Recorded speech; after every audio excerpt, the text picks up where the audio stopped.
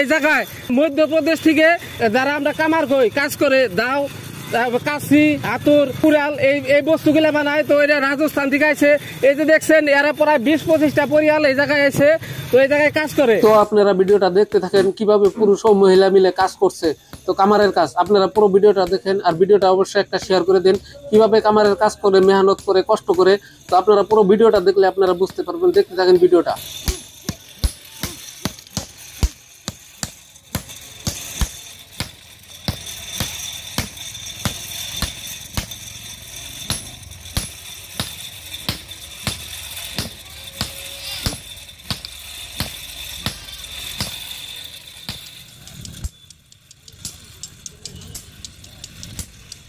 Company में भेजेगा, 1 सप्ताह बाद आएगा।